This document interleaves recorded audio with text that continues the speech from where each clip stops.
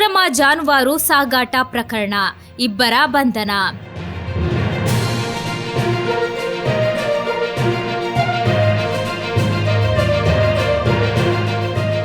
ಅಕ್ರಮವಾಗಿ ಜಾನುವಾರುಗಳನ್ನು ಸಾಗಾಟ ಮಾಡುತ್ತಿದ್ದ ಪ್ರಕರಣವನ್ನು ಮಂಗಳೂರು ಬಜಪೆ ಪೊಲೀಸರು ಪತ್ತೆ ಹಚ್ಚಿದ್ದು, ಈ ಸಂಬಂಧ ಇಬ್ಬರನ್ನು ಬಂಧಿಸಲಾಗಿದೆ.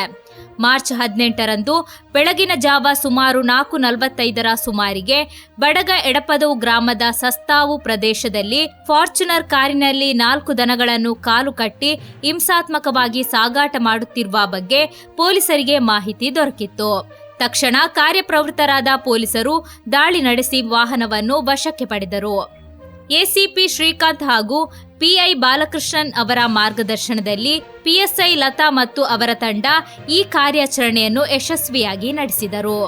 ದಾಳಿಯ ವೇಳೆ 4 ದನಗಳು, ಫಾರ್ಚುನರ್ ಕಾರು, 1 ತಲವಾರು ಹಾಗೂ ಕಬ್ಬಿಣದ ರಾಡ್ ಅನ್ನು ಪೊಲೀಸರು ವಶಪಡಿಸಿಕೊಂಡಿದ್ದಾರೆ. ಒಟ್ಟು 8.42 ಲಕ್ಷ ಮೌಲ್ಯದ ಸೊತ್ತುಗಳನ್ನು ಜಪ್ತಿ ಮಾಡಲಾಗಿದೆ.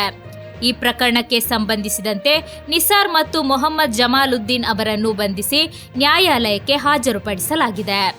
ಇನ್ನು ಕೆಲವು ಆರೋಪಿಗಳು ತಲೆಮರೆಸಿಕೊಂಡಿದ್ದು, ಅವರ ಬಂಧನಕ್ಕಾಗಿ ವಿಶೇಷ ತಂಡವನ್ನು ರಚಿಸಲಾಗಿದೆ. ಅಕ್ರಮ ಜಾನುವಾರು ಸಾಗಾಟದ ಬಗ್ಗೆ ಯಾವುದೇ ಮಾಹಿತಿ ಇದ್ದರೆ ತಕ್ಷಣ ಪೊಲೀಸರಿಗೆ ತಿಳಿಸಲು ಸಾರ್ವಜನಿಕರಲ್ಲಿ ಮನವಿ ಮಾಡಲಾಗಿದೆ.